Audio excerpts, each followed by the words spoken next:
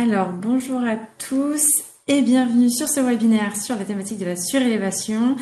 Nous sommes 4 aujourd'hui à interagir et à échanger sur cette thématique et justement nous étions en train de finaliser les quelques réglages de son, d'image, de partage d'écran.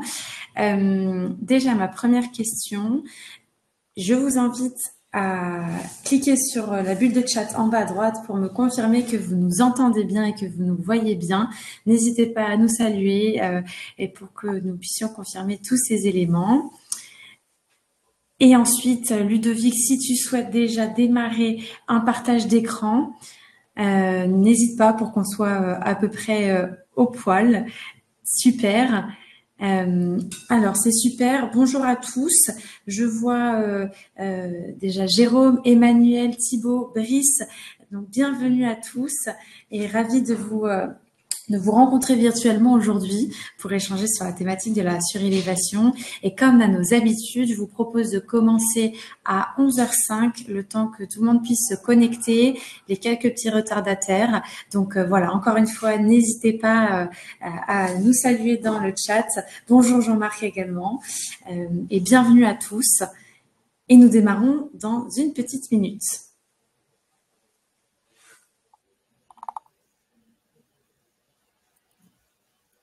Bonjour Noémie et merci pour votre confirmation que tout fonctionne, c'est parfait.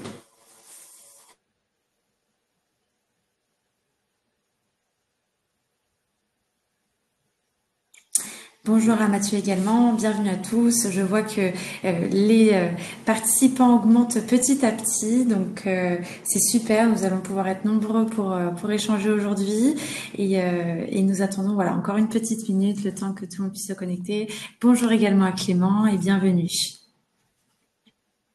Bonjour à Thomas, hâte de surélever mes connaissances. Et bien écoutez, nous aussi, on a hâte de vous partager nos conseils, nos infos. On a des super experts autour de la table aujourd'hui, en plus sur différents départements de la société, sur différentes thématiques, sur différentes problématiques que vous pourriez potentiellement rencontrer. Et justement, cette bulle de chat permettra aussi que vous puissiez poser l'ensemble de vos questions tout au long du webinaire.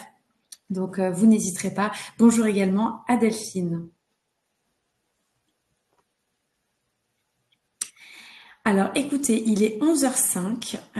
Je vous propose du coup de démarrer le webinaire d'aujourd'hui, à commencer par vous représenter à nouveau la thématique de la surélévation aujourd'hui et comment exploiter le potentiel caché de vos bâtiments respectifs. Et cette thématique va être animée donc par 4 personnes et 3 experts aujourd'hui. Donc, je vais vous présenter. Je vais vous laisser Géraud, Ludovic, Thomas vous présenter à tour de rôle brièvement. Et puis, nous allons démarrer après sur le programme de la journée. Géraud, je te laisse la main. Parfait, merci Léa. Bonjour à toutes et à tous, donc Géraud de Vaugelade. Je suis aujourd'hui le directeur du pôle Géotop, donc géomètre topographie au sein de Gexpertise. Pour résumer, l'ensemble des travaux balayés sur le sujet, cabinet de géomètre expert traditionnel, avec voilà, dans toutes ses composantes et toutes ces différentes possibilités. Je laisse la main à Thomas. Merci Géraud. Thomas Largillier, je suis directeur du département BIM et SIG du groupe. Et donc, mon département est en charge de la partie modélisation. On va parler un peu de BIM, on va parler de modélisation de données et de tout ce qui touche à la data immobilière au sens large du terme. Merci Léa, merci Géraud, merci Thomas. Ludovic Danels, directeur du département d'ingénierie chez Gexpertise, donc bâtiment IVRD. Et donc aujourd'hui, ça vous aura pas échappé, on sera focus sur surtout les sujets bâtimentaires. Voilà, merci, je te laisse la main Léa pour dérouler le sommaire. Super, merci à vous trois. Et je suis ravie de pouvoir animer ce webinaire aujourd'hui avec vous. On a voilà de réels experts sur chaque thématique et vous le comprendrez sur une brève présentation justement de Gexpertise pour ceux qui ne connaissent pas encore notre groupe d'ingénierie. Et après, on rentrera directement dans le vif du sujet. Comme vous l'aurez compris, la surélévation. Pourquoi surélever les bâtiments ? pour qui, dans quelles conditions, et finalement, que signifie surélever un bâtiment, quels sont les enjeux, les avantages, les quelques points de vigilance. Évidemment, on va vous décrire ce projet de surélévation via différentes étapes de projet sur la partie faisabilité, la partie levée de l'existant, économie de la construction avec Ludovic, une dimension urbanisme également à ne pas négliger, et puis toute une dimension aussi de maîtrise d'œuvre, d'adaptation. Évidemment, 2 éléments importants avant de démarrer le webinaire. Première chose, le webinaire est enregistré et sera disponible sur les plateformes, nos réseaux sociaux, notre site internet. Donc, vous pourrez l'avoir à votre disposition et vous sera également directement envoyé par mail à l'issue du webinaire. Et ensuite, comme je vous le disais, vous avez une bulle de chat en bas à droite de votre écran qui vous permet de poser toutes vos questions. Alors, on a un temps dédié questions-réponses à la fin du webinaire, mais je trouve ça toujours très sympathique de pouvoir aussi vous répondre au fil de l'eau. Alors, évidemment, en timant, en coupant les différentes animations, mais voilà, de pouvoir vous répondre aussi en live, en direct. Ça permet voilà, d'avoir des échanges un petit peu plus interactifs et pas de faire uniquement une présentation de la surélévation. Si nous passons à la slide suivante, je vais vous présenter, peut-être représenter pour certaines personnes G-Expertise. Je vais tenter d'être rapide aussi, parce que le but, c'est pas de raconter la vie de G-Expertise, mais surtout que vous puissiez comprendre la genèse du groupe et comprendre les différents interlocuteurs que vous avez en face de vous aujourd'hui. G-Expertise étant un groupe d'ingénierie, historiquement cabinet de géomètre expert et notre cœur de métier représenté par Géraud aujourd'hui. G-Expertise est un groupe français réparti dans différentes agences en France. Et là, on a un super panel encore une fois aujourd'hui puisque nous avons Géraud au siège social à Serres. Nous avons Ludovic qui est dans les Hauts-de-France et qui représente donc nos agences à Lille et à Saint-Omer. Et exceptionnellement, Thomas qui nous a quittés pour un petit peu de soleil pour quelques jours et qui est en ce moment en Tunisie puisque nous avons une filiale 100% tunisienne représentant notamment notre atelier graphique et les fonctions centrales. Donc, l'avantage de pouvoir être sur l'ensemble du territoire national, c'est de pouvoir intervenir de manière réactive pour l'ensemble de nos clients aux 4 coins de la France, mais aussi avoir une connaissance du marché local en fonction, puisque un bâtiment dans le sud de la France, près de la mer, ce n'est pas tout à fait pareil qu'un bâtiment haussmannien dans notre capitale ou encore près des montagnes dans les Rhône-Alpes ou encore en Aquitaine à Bordeaux. Et donc, c'est de pouvoir vous proposer de la réactivité et une connaissance sur le bout des doigts de notre marché de l'immobilier français. Si nous passons à la slide suivante, vous avez quelques chiffres ici. Alors bien sûr, nous n'allons pas les repasser un à un, mais il faut savoir que G-Expertise est une vieille dame. Nous existons depuis 1785 et notamment par le rachat de certaines sociétés, la fusion et le traitement d'archives de très longue date. Donc nous sommes voilà un métier ordinal, réglementaire, dont un géomètre expert autour de la table aujourd'hui. Nous en avons 10 au sein de la société et parallèlement, nous consacrons 3% de notre chiffre d'affaires à l'innovation, à la recherche et au développement sur les nouvelles méthodes de concevoir, construire, réfléchir au bâtiment et le croisement aussi de toutes ces données-là, notamment au travers de notre 3e département dont je vous parlerai juste après, qui est incarné par Thomas Lagillier aujourd'hui, le directeur. Ce cycle de vie du bâtiment, je pense que vous le connaissez très bien, qui est apparu à l'avènement du BIM dans les années 90. On a mis un petit point d'honneur aussi notamment sur l'acquisition-cession, qui est une phase fondamentale aujourd'hui dans le cycle de vie d'un bâtiment. Mais bien sûr, sur l'ensemble des autres phases. Aujourd'hui, on va parler surélévation. Donc, on va reconceptualiser un projet. On va amener des modifications sur la partie juridique, mais aussi la construction du bâtiment lui-même. On va plutôt parler du coup de réhabilitation, rénovation en fonction des différents projets qui sont menés. Mais en tout cas, nous avons l'opportunité d'accompagner nos clients sur l'ensemble du cycle de vie du bâtiment.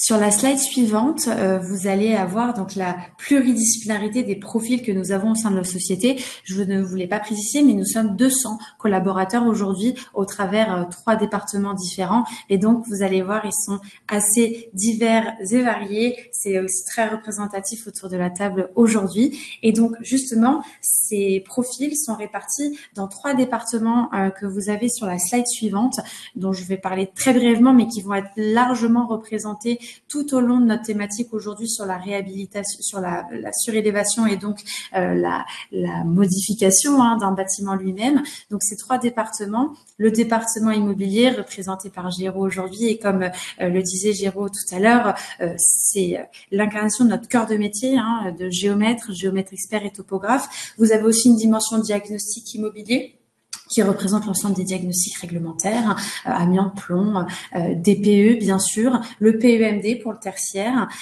et la détection des réseaux fondamentales, notamment lors de réhabilitation de bâtiments.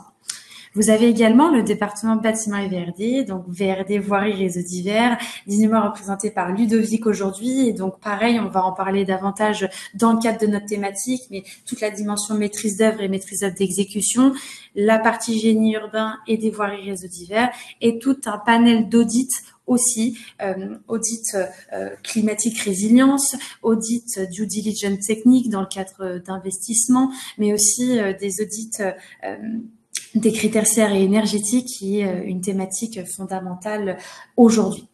Et je terminerai par le département BIM et SIG, représenté par Thomas aujourd'hui, le directeur. Donc là, vous avez toute une dimension sur la modélisation, la maquette BIM. Il vous en reparlera aussi dans le cadre de la thématique de ce jour, mais tout aussi à un accompagnement et un conseil que nous apportons à nos clients dans le cadre de la structuration et la gestion des données immobilières provenant d'un bâtiment. Voilà, je pense que j'en ai déjà assez dit sur J'expertise. J'espère que ça vous a un petit peu éclairé, et aussi ça vous aura permis de comprendre la pluridisciplinarité de nos activités et comment Géraud, Thomas et Ludovic se complètent dans le cadre de projets, et notamment aujourd'hui des projets de surélévation.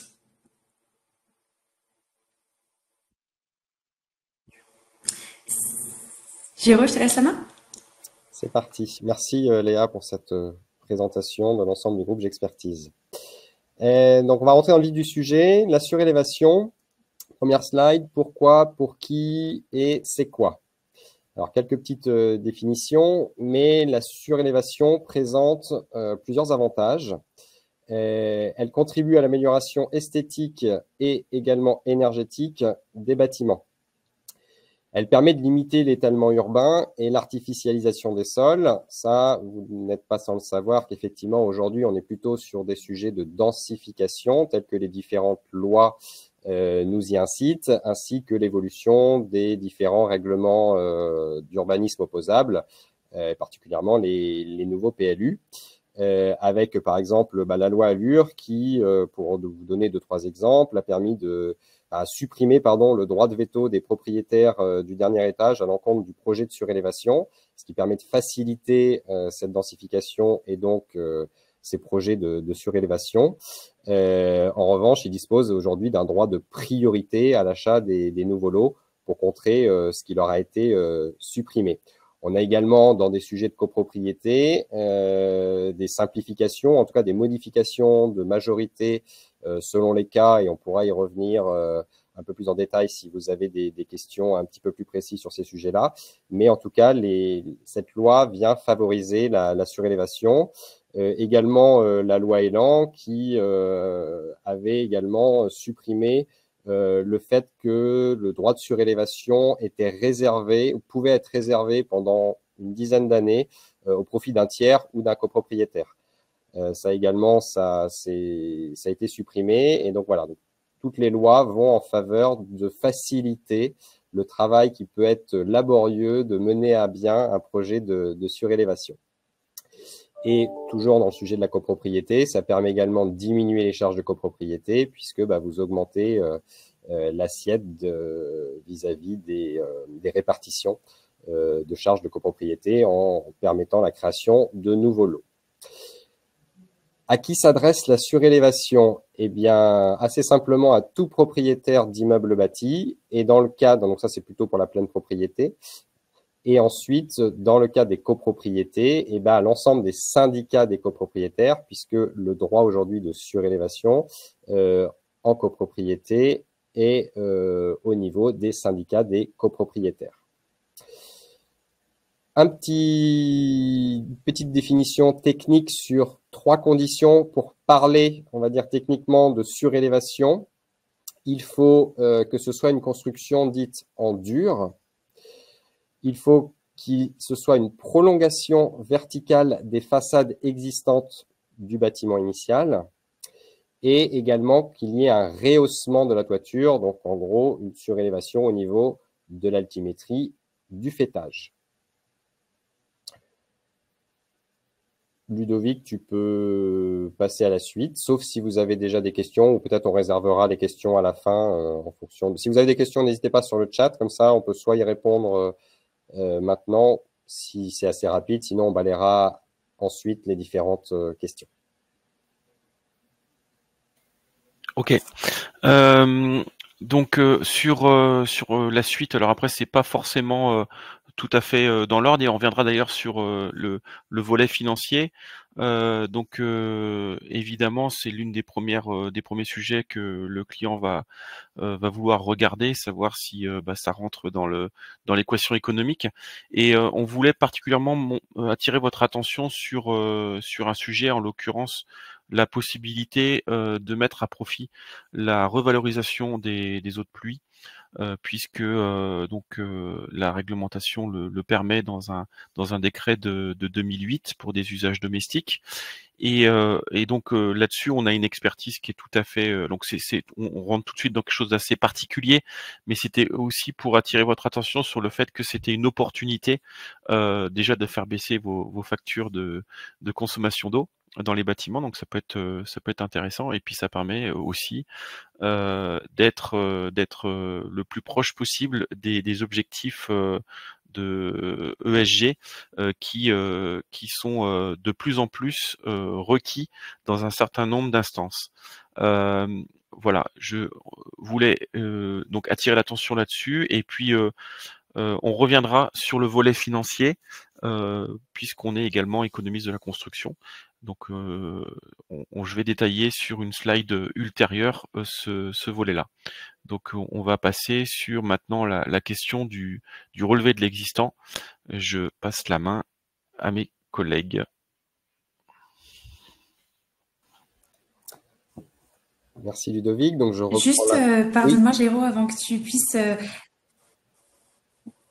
puisses enchaîner sur la partie relevée. J'ai une question de Thibaut justement par rapport à ce que tu disais tout à l'heure.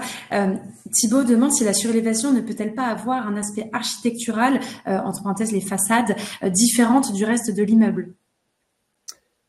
Alors, oui, le traitement architectural peut être différent. Après, quand j'ai dit qu'effectivement, pour rentrer dans la définition brute et plutôt cette fois côté architecte, que ça devait être l'élévation par rapport aux façades actuelles. Le traitement architectural peut être différent. Et ensuite, l'important, c'est le dépôt du permis de construire. Et donc, dans ce cadre-là, le respect des prescriptions liées aux documents d'urbanisme opposable, donc le respect du PLU.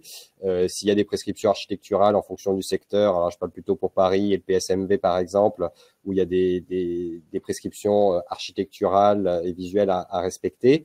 Mais en tout cas, la réponse à la question de Thibaut est oui, il peut y avoir un aspect, un traitement différent. Après, les sujets de débord ou de retrait, pareil, à partir du moment où c'est permis dans le PLU, du coup, bien évidemment, on peut parler de surélévation à partir du moment où on est en train de faire du dur et qu'on surélève le toit et donc le faîtage. J'espère avoir répondu en tout cas à la question. Avec plaisir. Donc, si on reprend les étapes sur les étapes du projet, tout projet de surélévation, en tout cas en termes graphiques, doit commencer par maîtriser l'existant. Pour maîtriser l'existant, il y a une partie technique et il y a aussi une partie juridique. On va se concentrer sur la partie technique. Donc, effectivement, j'expertise, groupe fondé historiquement, cabinet de géomètres experts, donc spécialiste de la mesure. On est bien évidemment capable de vous accompagner sur la réalisation de l'ensemble des plans architecturaux. Si on rentre dans un rapide détail, bien évidemment, on n'est pas obligé de relever tout l'immeuble. Mais en tout cas, ce qu'il nous faut à minima, c'est ce qui va se passer, commencer aujourd'hui au niveau de l'endroit où on va venir découper la toiture et puis surélever et remettre la toiture ensuite. Donc, le plan d'intérieur structurel du dernier niveau, le plan de la toiture vu de dessus également, mais tout ce qui est charpente, quelle qu'elle soit, hein, que ce soit du bois ou du métallique, en tout cas, il faut qu'on donne l'ensemble de ces informations-là le plus précisément possible pour que les architectes puissent faire tout leur travail et y compris essayer de qualifier les différents éléments puisqu'il y a tous les sujets structurels qui doivent être validés et verrouillés. Donc ça, je laisserai Ludovic en parler un petit peu plus tard. Sans empiéter sur son terrain de jeu. Mais en tout cas… c'est bien aimable. Nos plans doivent aussi permettre ensuite de pousser ce type d'analyse. Les façades, bien évidemment, et puis ce qu'on appelle les héberges, c'est le plan que vous avez en illustration. Donc les héberges ou figures de mur, c'est en gros quand vous êtes chez vous et qu'est-ce que vous voyez vis-à-vis de vos voisins. Donc c'est ce qu'on appelle l'élévation des murs le long de votre limite. On peut également imaginer, quand il y a des sujets qui se doivent d'être examinés plus profondément, on est capable aussi de présenter, par exemple, ou de réaliser des plans de verticalité des berges, c'est-à-dire de vérifier, de vous faire une coupe de les berges et de vérifier la parfaite verticalité ou, quand elle n'y est pas, de vous indiquer la pente, enfin, en tout cas le degré d'inclinaison par rapport au mur mitoyen ou privatif de votre voisin. Je reviendrai plus particulièrement ensuite sur cette notion que je viens rapidement d'évoquer entre mitoyen et privatif. En tout cas, la sécurité un peu plus juridique, technico-juridique, on va dire, de ce qui se passe là où vous allez venir chatouiller un petit peu vos voisins dans le cadre du projet de surélévation. Je peux dire un mot sur les diagnostics et ensuite je te laisse la main Thomas pour la partie modélisation. Mais donc effectivement, comme l'a un petit peu rappelé Léa dans la présentation initiale, on est capable chez Gexpertise de vous accompagner sur l'ensemble des diagnostics avant travaux, donc plomb, amiante, thermite, etc., dans le respect de ce que de ce qu'on se doit de faire légalement dès que vous allez commencer à attaquer des travaux dans le dur. Thomas, je te laisse la main. Le levé de l'existant aujourd'hui, il est présent sous des formalismes 2D qu'on connaît classiques, mais aussi énormément autour de modélisation en 3D, plus ou moins détaillée, plus ou moins technique. Effectivement, on va pouvoir aller se concentrer sur des intersections de charpente en 3 dimensions, des élévations avec des notions de verticalité comme le représente l'héberge qu'a présenté Géraud avec une colorimétrie qui permet de vérifier ou d'étudier la verticalité de certains axes, qui permet par exemple pour une extension de cage d'ascenseur ou pour une extension de cage d'escalier de lever des doutes structurels.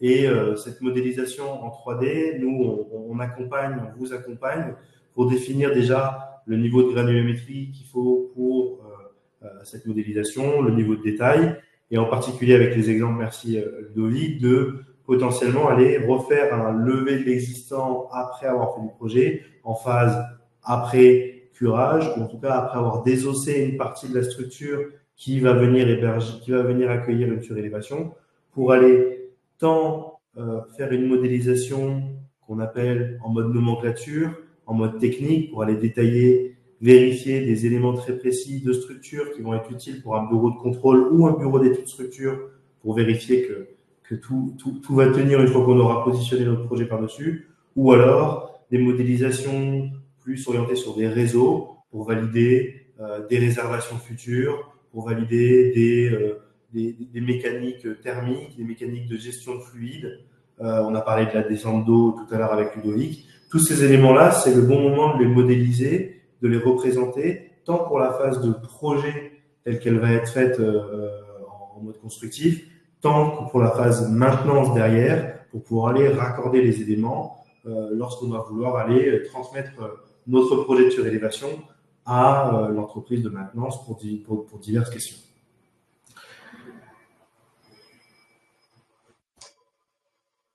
L'étape suivante, effectivement, et je vais repasser la main à Ludo, toujours dans des moments de réflexion qui portent plus sur l'aspect économique. Et là, c'est le département de Ludovic qui s'en charge.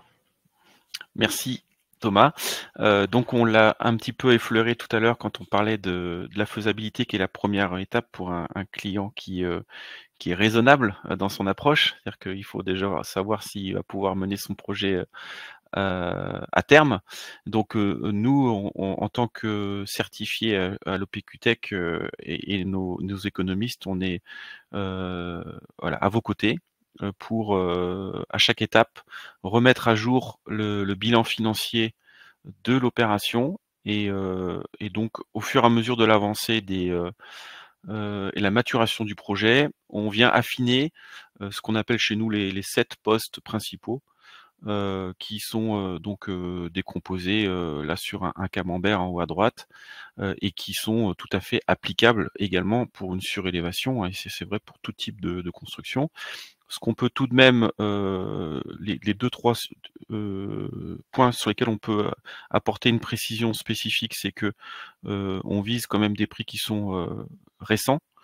On tape pas dans une comment dire, dans une base de données qui est des prix moyens soi-disant toujours actualisés, ce qui n'est rarement le cas, et on s'adapte aussi selon les grandes régions, puisque un prix parisien n'est pas un prix en Bretagne, pour donner que ces 2 exemples-là.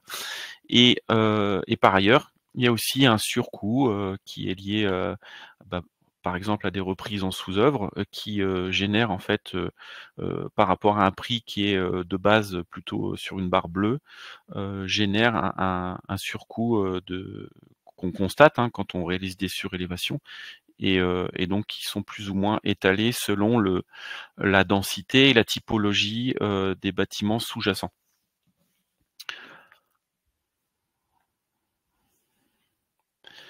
Du coup, je continue. Donc économiste de la construction, mais pas que. À savoir que dans nos équipes, on est en mesure de vous accompagner sur toute la partie de suivi de chantier. Donc ça va on va dire, de la mise au point avec les entreprises, tout corps d'état, jusqu'à la livraison, la garantie de parfait achèvement. Donc là, on a mis une petite frise qui vise à expliquer un petit peu les grandes étapes. Alors généralement, on a effectivement le moment le plus stratégique, on va dire, c'est au moment des sondages géotechniques, quand on va aller voir dans quelle mesure on est tenu de renforcer ou pas les descentes de charge. Et c'est un peu le juge de paix aussi au niveau du chiffrage.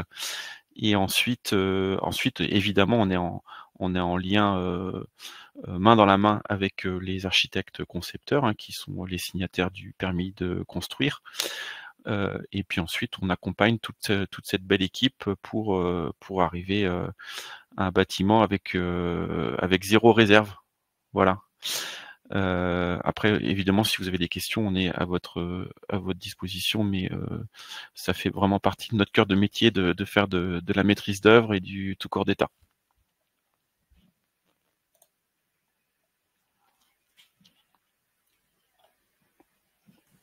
Je passe la main, à mon avis, à Géraud. Tout à fait. Merci Ludo. Donc je vous en parlais très rapidement tout à l'heure, en tout cas j'ai cité le mot sur la partie juridique, que ce soit à n'importe quelles étapes, et il faut s'en emparer, j'ai envie de dire, dès le début, donc dès la faisabilité, c'est même l'une des premières choses à regarder pour connaître un petit peu la situation actuelle et verrouiller tous les aspects à verrouiller le plus préalablement possible afin de sécuriser votre projet. Donc, bien évidemment, on a également des compétences juridiques dans nos domaines techniques. Celles que j'ai citées, que je voulais vous rappeler, donc techniquement, on est tout à fait capable d'analyser l'ensemble des règles du PLU, de faire une faisabilité assez grossière, de sortir, quand je dis assez grossière, de respecter bien évidemment à la lettre le document d'urbanisme opposable, mais en tout cas que vous ayez une idée du ce qu'on appelait à un moment donné le volume juridique capable, en tout cas de jusqu'où on peut monter et combien de mètres carrés de SDP grossièrement cela ferait pour déjà commencer à faire tourner pour ceux dont c'est le travail, les indicateurs de vos entreprises respectives pour voir si le projet il est viable. Là, je parle quand on est plutôt en monopropriété. Et puis ensuite, pour les sujets de copropriété, ça permet aussi de savoir combien de lots on va pouvoir créer, quel type, la grandeur des appartements ou des bureaux d'ailleurs, etc., etc. Donc, on est capable de faire toutes ces analyses du début. Je vous ai évoqué aussi le certificat d'urbanisme, que ce soit un classique ou opérationnel.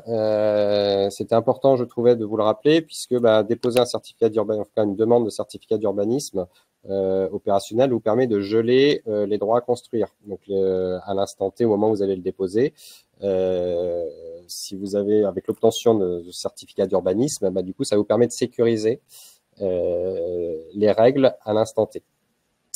Donc, c'est toujours bien et rassurant vis-à-vis du délai que peut prendre ce type de projet. Puis, comme vous en doutez, c'est pas quand on a l'idée de surélever, le moment où on habite, où on travaille, où on vit dedans, il s'est passé quelques mois et selon certaines fois, pour verrouiller, selon les difficultés juridiques potentielles, malheureusement, des fois, peut-être plus d'1 an. Et ensuite, il y a bien évidemment une demande d'autorisation d'urbanisme à déposer. Alors, en fonction du type de projet, c'est soit une simple déclaration préalable, mais globalement, vous serez plutôt sur un permis de construire, compte tenu du nombre de mètres carrés que j'imagine faisant objet de la surélévation.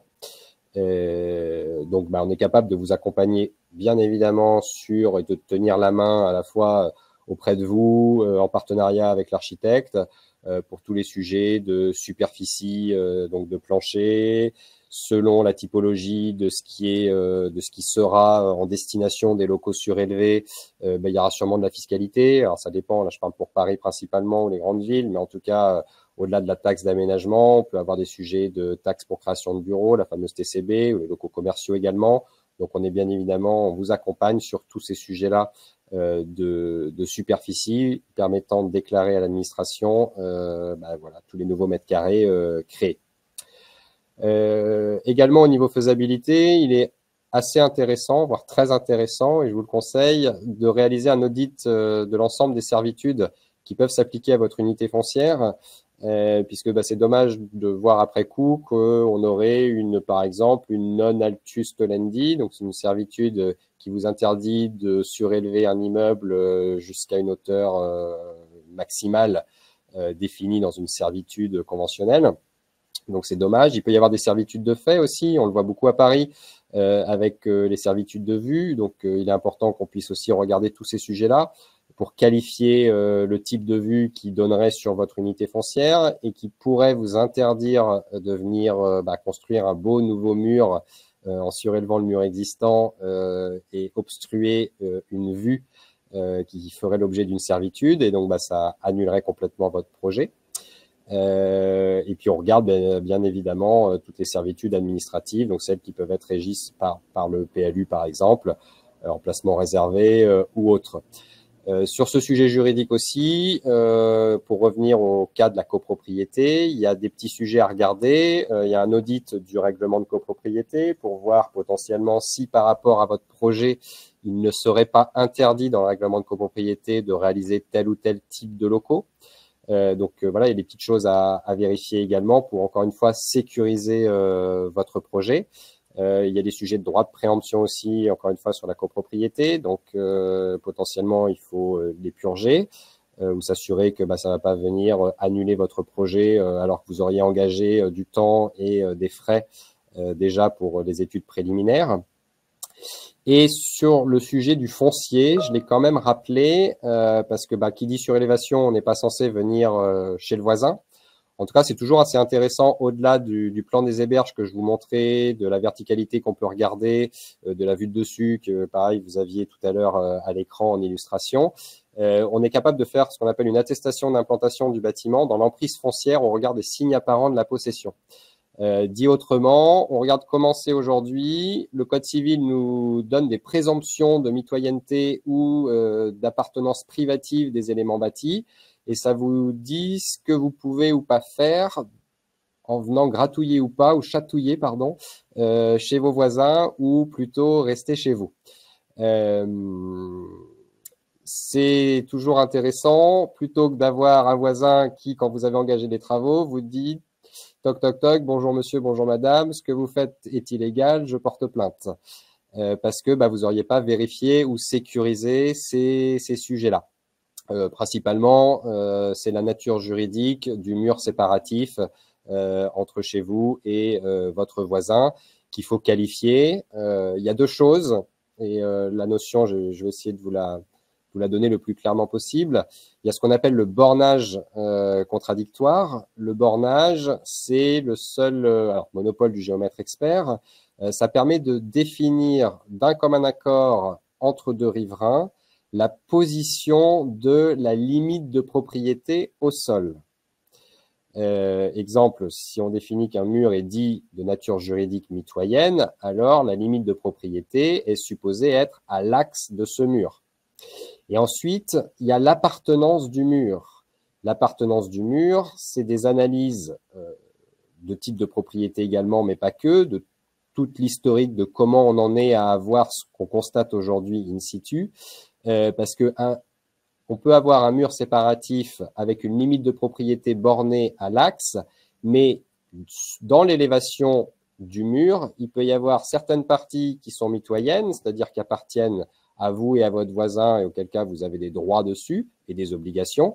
Et il peut y avoir également des parties qui sont privatives, ce qui ne vient pas modifier la position de la limite de propriété au sol, mais ce qui vient modifier la manière de fonctionner si jamais vous venez vous êtes amené à utiliser cette partie de mur dans le cadre de votre surélévation.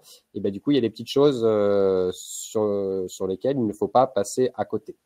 Et tout ça, c'est régi par le Code civil. Et donc, on peut vous accompagner sur ces sujets-là pour, encore une fois, sécuriser juridiquement votre projet. Voilà. J'ai une question de Rim sur la surélévation est-elle envisageable pour un bâtiment logistique? Si oui, est-ce faisable sur un bâti déjà existant?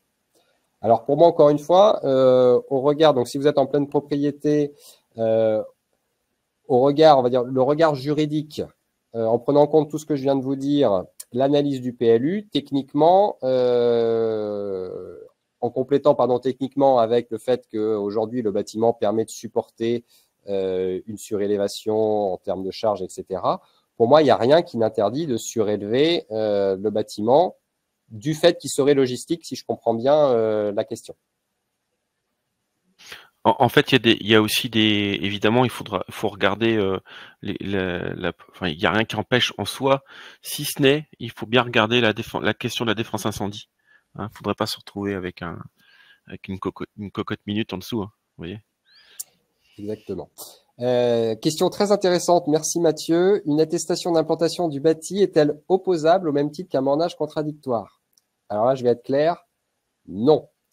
De rien rime. Non Mathieu, ça n'a pas du tout le même poids. Le bornage contradictoire, alors c'est un mécanisme régi par normé par l'ordre des géomètres experts. C'est beaucoup plus lourd, ça prend plus de temps, et en plus, en tant que géomètre expert, on a une obligation de moyens mais pas de résultats, puisque la finalité peut être qu'on n'est pas arrivé à obtenir l'accord des parties. Donc, ça peut être un problème quand on veut faire les choses parfaitement bien. Effectivement, on commencerait par borner, ce qui nous permet de connaître la limite de notre terrain de jeu, et donc la limite de propriété entre chez nous et notre voisin. On rajoute à ça une analyse dans les élévations de tous les murs périmétriques pour confirmer si oui ou non ils sont mitoyens ou privatifs sur certaines parties, et ce qui nous permet de cadrer parfaitement notre terrain de jeu. L'attestation, elle nous est demandée généralement en urgence par les notaires dans le cadre du deal. Ça fait le job, c'est-à-dire que le notaire est content. Globalement, côté soit investisseur, soit vendeur, en tout cas, ça rassure, mais juridiquement, c'est pas opposable et ça n'a absolument pas le même poids. C'est un avis d'un géomètre qui pourrait d'ailleurs être fait par une autre personne. au regard de ce qu'on a constaté sur place et donc de certains articles du Code civil. Exemple, on a vu la sommité d'un mur séparatif à double pente, présomption de mitoyenneté. Bon, voilà. Après, nous, ce qu'on regarde quand on fait ces attestations-là, c'est on vient regarder et relever tout le périmètre de l'enveloppe en superstructure. Et bien évidemment, on passe aussi en infrastructure pour vérifier que vous n'avez pas un niveau de sous-sol qui viendrait empiéter soit sur la rue, soit sous le mur du voisin. Et on arrive comme ça à se repérer spatialement et à se dire, ça semble bien.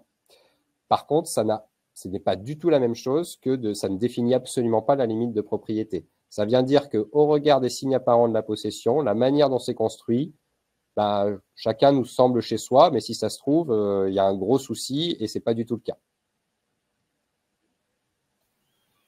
J'attire vraiment votre attention là, sur ce que Géraud vient de dire. En fait, le géomètre doit être vraiment vu ici, en tout cas dans notre intervention, comme étant un acteur qui vient dérisquer vraiment tous les sujets qui peuvent arriver. Et plus on désamorce ces sujets-là tôt en conception, mieux on se porte. Parce que la pire des situations, c'est de le découvrir finalement sur le tard, parce que ça nécessite de reprendre au mieux le dessin, au pire les ouvrages, avec tous les travaux supplémentaires qui peuvent tomber sur tout le monde et s'imposer à un moment où l'entreprise elle est sur place et un arrêt de chantier, c'est toujours très désagréable.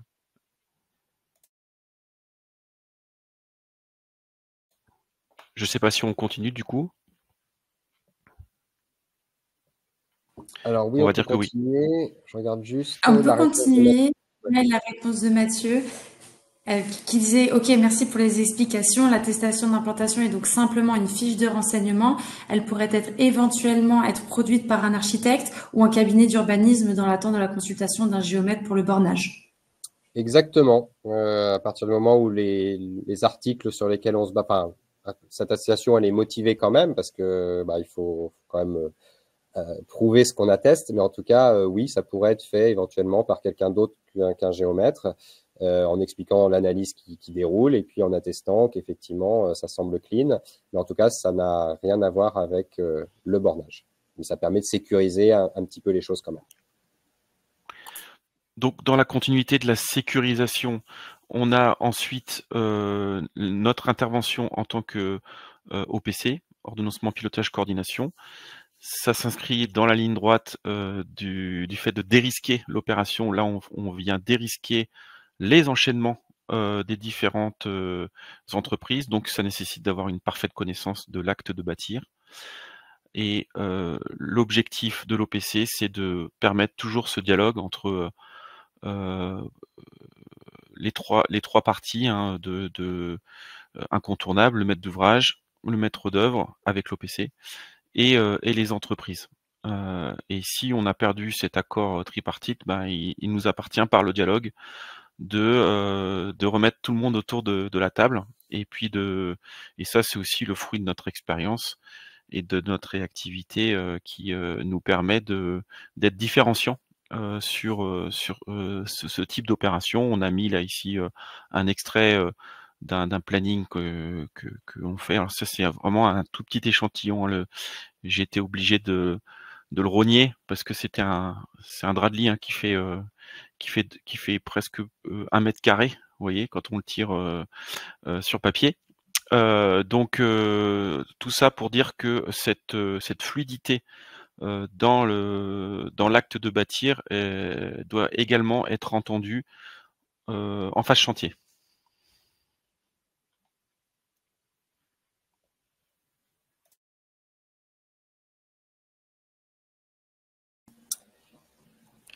Je reprends la main. Merci Ludovic.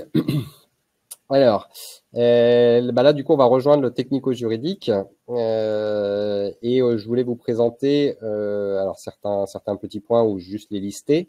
Mais effectivement, j'ai commencé à en parler tout à l'heure. Quand on est sous le régime de la copropriété, il faut auditer le règlement pour savoir si votre projet il est viable. Il faudra procéder ensuite techniquement à un modificatif de copropriété qui vient prendre en compte, alors je ne rentre pas dans les détails techniques de tout le déroulé de l'opération du modificatif. En tout cas, la situation actuelle, la situation transitoire et puis la situation finale qui viendra justement organiser la nouvelle répartition des charges de copropriété, enfin des tantièmes de copropriété pour parler clairement, et puis ensuite de l'appel des charges en fonction de ce qui aura été créé. Il peut y avoir des sujets aussi purement techniques d'auscultation de bâtiments parce que quand on travaille dans l'existant, que ce soit chez nous ou chez les voisins, eh bien, il est possible qu'en fonction de l'état des travaux, il y ait des choses qui bougent. Donc pour ça, on peut mettre en place des sujets d'auscultation dites traditionnelles, hein, sans sortir l'artillerie lourde avec des stations qui relèvent des points continus, comme on peut le voir sur les travaux de tunneliers, par exemple, en milieu urbain dense, où on vérifie le millimètre chaque demi-seconde pour vérifier qu'il n'y ait pas quelque chose qui va s'écrouler étant donné les enjeux. En tout cas, là, on vient mettre des cibles soit sur des murs de notre bâtiment, soit sur des murs proximité immédiate chez les voisins. Et puis, on vérifie que l'objet des travaux ne vient pas faire bouger les choses. On pourrait imaginer aussi, si jamais on était vraiment dans des sujets de travaux un peu lourds, mettre en place un référé préventif. Alors là, ça sort de notre périmètre de compétences, mais en tout cas, on peut vous en parler, vous le conseiller. Ça vous permet de vous sécuriser dans le cas où il y aurait des dégradations qui seraient faites chez les voisins et les voisins qui viendraient vous dire, à cause de vos travaux, j'ai des fissures qui sont apparues chez moi, j'ai des dégradations, je peux plus ouvrir ma porte d'entrée. Et donc, du coup, on sait que dès qu'il y a des travaux, ça peut être un moyen pour les voisins de venir réclamer des choses. Et donc, pour s'assurer que c'est bien dans le cadre de vos travaux, mettre en place un référé préventif suivi par un juge, et bien, du coup, ça permet d'avoir la situation initiale et de comparer avec de potentielles dégradations qui auraient été réalisées. Dans l'auscultation aussi des environnants, excuse-moi Géraud, il y a aussi des déplacements qui sont pas forcément, qui sont plutôt de l'ordre du vibratoire, parce que c'est très gênant, en tout cas pour la vie courante de retour d'expérience, et puis aussi des auscultations de type nuisance sonore avec les partenaires avec qui on peut travailler.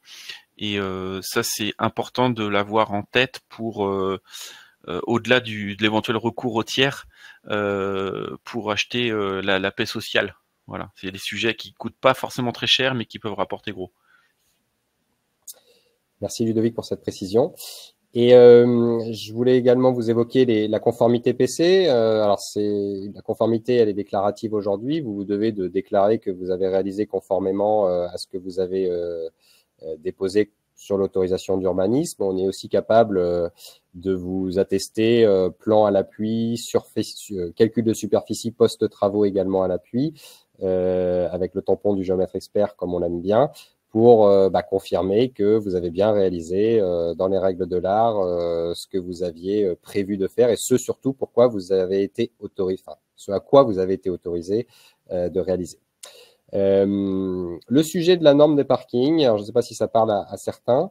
En tout cas, pour ceux qui ne le savent pas, il y a des normes de parking. Il y a principalement la norme NFP 91-120, qui est une norme privée qui vous définit toutes les caractéristiques, les dimensions, à la fois des emplacements de stationnement, mais également des espaces de circulation. Dit en d'autres termes, c'est pour faciliter et éviter qu'on raye sa voiture, quelle qu'elle soit, quand on vient se stationner, soit à cause d'un élément constructif, soit à cause de la voiture de l'autre. Et donc, du coup, cette norme, ce qu'il faut savoir, c'est qu'elle souffre d'aucune tolérance. C'est-à-dire que la norme ne nous dit pas quelle est la tolérance pour respecter, par exemple, les 5 mètres 00, mais on pourrait dire 0,0000 et je ne m'arrête plus, vis-à-vis de l'allée de circulation. Et donc, pour ça, on peut vous accompagner à n'importe quelles étapes. Alors, c'est pas forcément dans un projet de surélévation, là, j'extrapole un petit peu, mais quand vous avez un projet de construction, je le vois et je l'ai beaucoup vu par expérience. Généralement, il faut se faire avoir une fois pour plus se faire avoir après. Mais l'architecte, il vous fait déjà un premier plan de 5-5-5, et donc il dessine sa première faisabilité, et puis ça traîne jusqu'au bout, avec une trame de 5 mètres, donc 15 mètres, on va dire, stationnement, circulation, stationnement. Rien que la tolérance béton, pour ceux qui la connaissent, de 2 cm, déjà, nous, quand on voit ce genre de plan, on peut tout de suite dire, en vous auditant les plans projets architectes, qu'il va y avoir un souci à la livraison et que vous n'allez pas respecter la norme NFP 91-120 dans le cadre où vous devez contractuellement, vous êtes engagé pour la respecter. Et sachez, pour ceux qui ne le savent pas, que les valeurs selon la classe du stationnement, voilà, ça chiffre très très vite quand vous n'êtes pas en classe A vis-à-vis de votre emplacement. Donc, on va vous accompagner sur toute la chaîne dès la première esquisse ou plan projet architecte et travailler main dans la main avec l'architecte pour s'assurer que derrière, tout va bien à la livraison, sachant que ça va jusqu'à, enfin ça dépend également, cette norme dépend de la manière dont sont peintes les bandes de délimitation de chaque emplacement vis-à-vis de la position de chaque poteau, chaque élément dur bâti. Donc on peut aussi venir aider et être présent quand le peintre colle les scotch et relever les scotch pour confirmer que le scotch est bien positionné et que tout va bien aller le jour où il va passer son coup de peinture entre les scotch. Voilà. Et on voit de tout. Ça va il faut gratter les murs.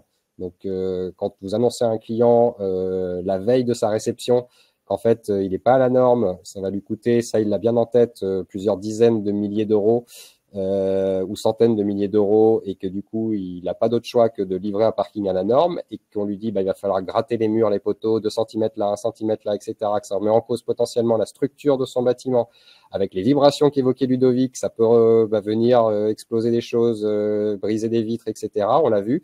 On se dit que c'est dommage de ne pas avoir engagé l'analyse un poil plus tôt à ce niveau-là. Donc, c'est pour ça que je me permettais d'insister sur ça. On voulait pas vous faire peur, mais je pense qu'on va y arriver. Hein. C'est ce que j'allais dire. Le but n'est pas de vous faire peur. Le but n'était pas du tout de vous faire peur. Le but est de vous montrer par ma propre expérience, en tout cas par l'expérience, que il faut, quel que soit le sujet, se faire accompagner et anticiper et des fois dépenser 1 000 euros au bon moment vous permet de gagner en sérénité, sécuriser encore une fois l'ensemble du projet et de ne pas avoir de mauvaises nouvelles.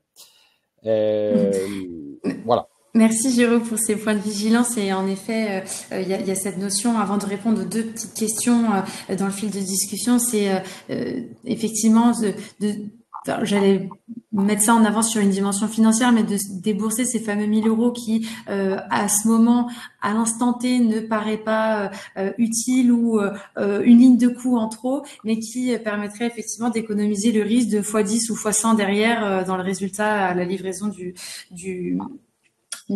projet. Il y a une question de la part de Sophie sur la dimension copro qui dit, compte tenu du droit de préférence des copropriétaires du dernier étage, vous prévoyez un seul lot transitoire ou autant de lots que de propriétaires du dernier étage? Oui, alors merci Sophie pour cette question. Je vais être humble, je ne suis pas le spécialiste chez Gexpertise des sujets de copropriété, alors plus ou moins pointu. En tout cas, je n'ai pas envie de vous dire de bêtises et de répondre à cette question, mais avec plaisir pour pouvoir vous apporter après la réponse en allant la chercher auprès de l'un de mes collaborateurs qui est dédié à l'équipe, ce que j'appelle division complexe du bâti, donc qui gère tous les sujets de copropriété et de division en volume et qui pourra, en tout cas, je vous apporterai cette réponse après le webinaire, mais je me note la question et j'ai pas envie de vous dire de bêtises sur ce sujet-là.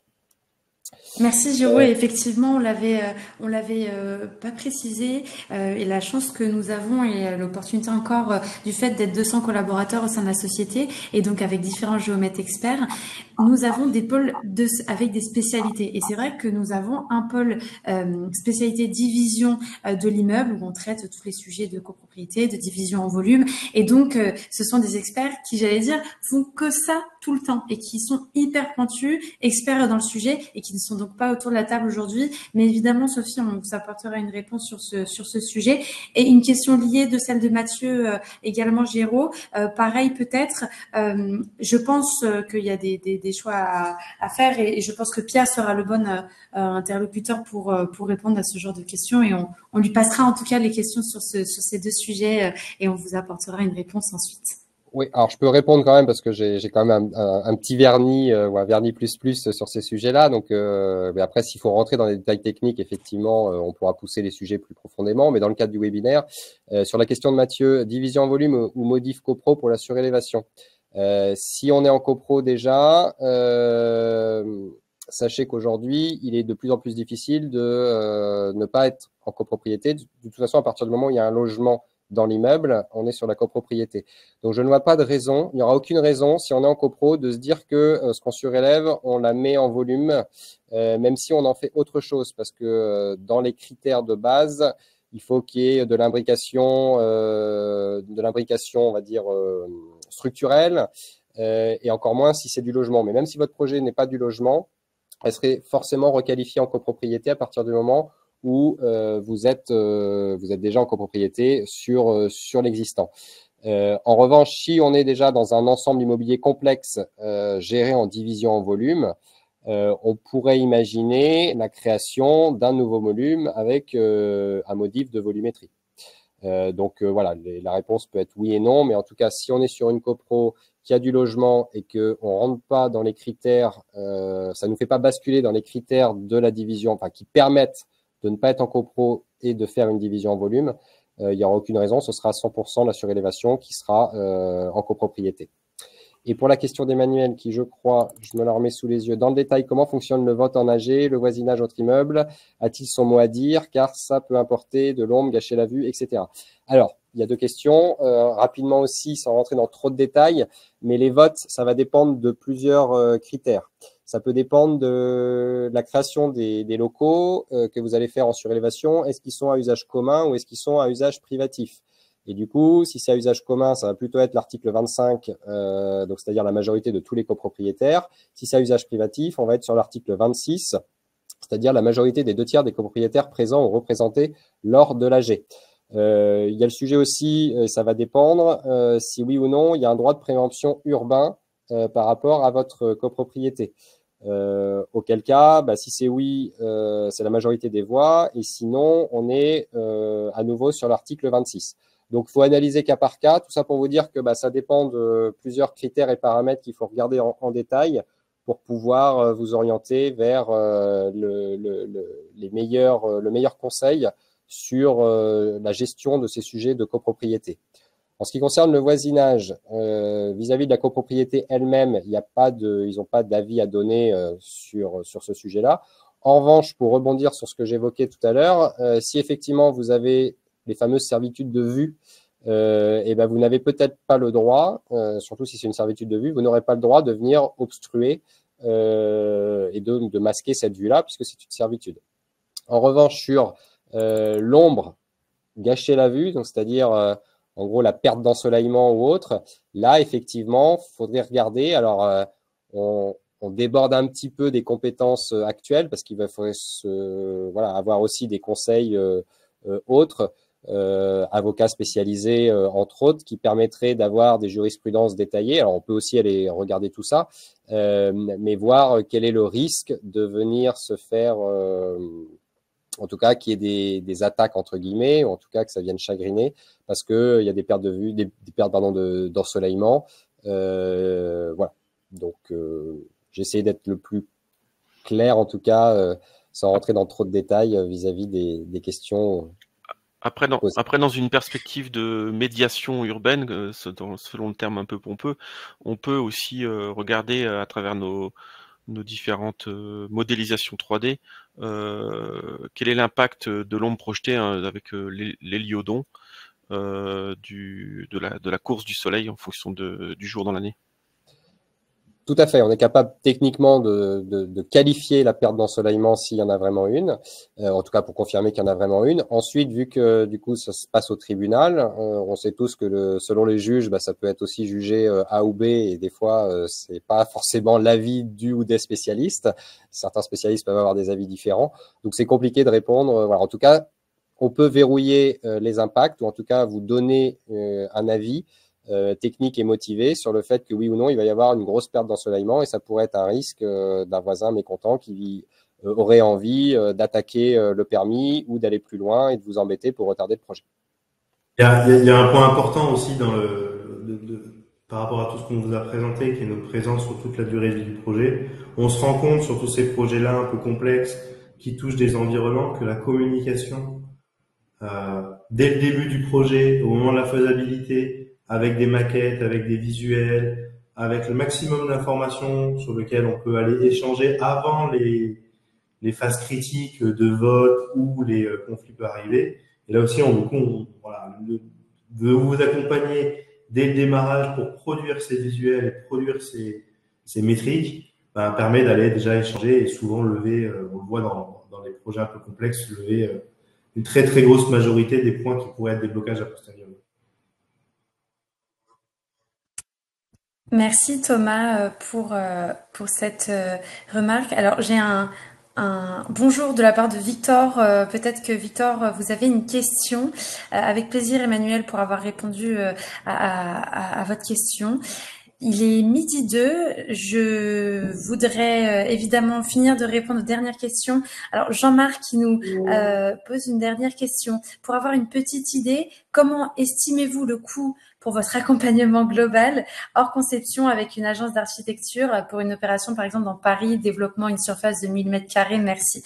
Alors je vais peut-être court-circuiter mes collègues pour répondre à cette question. Alors Jean-Marc, ce sera avec grand plaisir de vous répondre plus précisément pour ce projet. On a déjà quelques métriques dans votre message. Il nous faut quand même 2-3 éléments supplémentaires pour pouvoir vous communiquer une fourchette de prix et surtout, voilà, dans le cadre de cette surélévation, vous avez pu voir qu'il y a quand même un certain nombre de prestations complémentaires les unes des autres, qui ne sont pas dépendantes, qui ne sont pas réglementaires. Donc, c'est vraiment aussi en fonction du besoin. Et je pense que pour être la plus précise possible, il faudrait qu'on ait 2-3 métriques supplémentaires sur votre projet pour pouvoir vous donner une idée. Alors, ça fait un petit peu, du coup, je ne réponds pas à la question. J'en suis navrée, mais je voudrais pas non plus que ça fausse votre idée et qu'on vous puisse vous communiquer un prix qui ne serait pas représentatif. Je laisse la parole à Ludovic et Géraud là-dessus. Je pense qu'ils partagent tout de même mon avis, mais je leur laisse la main tout de même.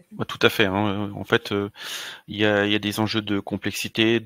Alors c'est sur Paris, donc on se doute que c'est du dense. Est-ce qu'on est a priori assujetti à de la reprise en sous-œuvre, parce que ça va être très impactant.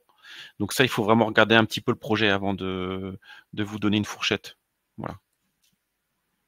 Mais voilà, je sais que ce sont des questions qui arrivent souvent, le coût, combien ça coûte, et c'est vrai que nous sommes sur des prestations encore une fois dépendantes les unes des autres ou pas, réglementaires ou pas, utiles ou pas en fonction des projets. Et donc Jean-Marc, sincèrement, avec plaisir pour organiser ne serait-ce qu'une petite échange, une petite réunion très brève pour pouvoir répondre à vos questions. Emmanuel, s'il reste un peu de temps, il reste toujours un peu de temps pour répondre à vos questions, bien évidemment. Les personnes qui ont des impératifs, n'hésitez pas à nous quitter. Vous aurez de toute façon le replay juste derrière et donc les dernières questions et les éléments de réponse vous seront apportés. Emmanuel, vous avez une dernière question. Donc, si on surélève et construit au-dessus de son appartement et que cela correspond à une partie seulement du toit actuel, première question, est-ce que la porte ouverte à la surélévation pour tout le monde dans le bâtiment ou doivent-ils faire eux-mêmes les demandes en AG, expertise, etc.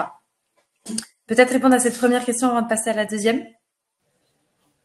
Oui, alors pour moi, le titulaire du droit de surélévation, comme je l'ai dit tout à l'heure, c'est le syndicat des copropriétaires. Donc, avec justement le droit de préférence des copropriétaires du dernier étage. Donc, c'est à l'initiation potentiellement l'initiative d'un copropriétaire. Mais ensuite, pour reprendre le terme, est-ce que c'est la porte ouverte à des velléités des voisins? Effectivement, ensuite, tout le monde peut venir se prononcer, ou en tout cas confirmer qu'il aurait envie lui aussi de faire la même chose de son côté. Ensuite, c'est un projet à regarder plutôt dans sa globalité. Et Thomas évoquait la communication et l'importance de la communication, au même titre qu'avec les voisins, au sein d'une même copropriété. Plus vous êtes transparent au début, plus le sujet est abordé préalablement avec l'ensemble de la copropriété, moins certains pourraient se sentir lésés ou en tout cas avoir des velléités autres que aller à l'encontre d'un projet individuel pour de mauvaises raisons. On va rester sur ces termes-là. Donc voilà, je finirai ma réponse avec cette phrase-là. Merci Géraud. Et pour finir, la deuxième sous-question de la part d'Emmanuel. Dans le cas de bâtiments jumeaux accolés avec la même copropriété, qui participe au vote? Idem, le projet de surélévation bénéficie-t-il aux habitants de l'immeuble d'à côté ou non? Alors, qui participe au vote? Tout dépend comment est organisée votre copropriété. Si c'est une copropriété avec un seul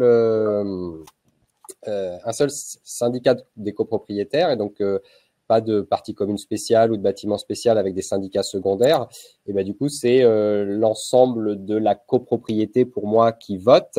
En revanche, si dans les statuts, dans le règlement et de la copropriété telle qu'elle est définie aujourd'hui, il y a des syndicats secondaires et que ça concerne qu'un bâtiment, en fait, il faut partir du principe que ceux qui votent, c'est ceux qui sont considérés par les parties communes générales, parce qu'à la base, c'est une partie commune générale. Donc, s'il y a des parties communes générales dites spéciales, telles qu'indiquées au règlement de copropriété, alors effectivement, ça ne prendra en compte que les copropriétaires impactés par cette partie commune spéciale. Dans tous les autres cas, c'est l'ensemble de la copropriété, puisque c'est du commun. Super, merci Géraud pour ces questions-réponses. Alors, je vous propose, il est 12h08, pour ne pas retarder davantage le webinaire. C'est avec grand plaisir de pouvoir répondre à l'ensemble de vos questions. Ultérieurement, lors d'un rendez-vous, nous sommes à votre disposition pour organiser cela. Ça a été un plaisir de pouvoir échanger avec vous. Merci pour vos questions. Merci aussi à Géraud, Ludovic, Thomas pour votre expertise et votre temps, vos conseils, vos points de vigilance, tous les éléments dont on doit prendre en compte pour réussir son projet de surélévation. Et en tout cas, encore merci à tous nos participants pour ce webinaire. Merci pour vos questions et votre intérêt. Et puis, avec grand plaisir pour encore une fois en rediscuter ultérieurement, le cas échéant. Nous sommes à votre disposition. Merci les collègues, merci à tout le monde. Merci à toutes et à tous, très bonne journée. Merci pour votre écoute et vos questions très intéressées et très intéressantes. Mais bon appétit. Également, au revoir, à très vite. Encore merci à tous.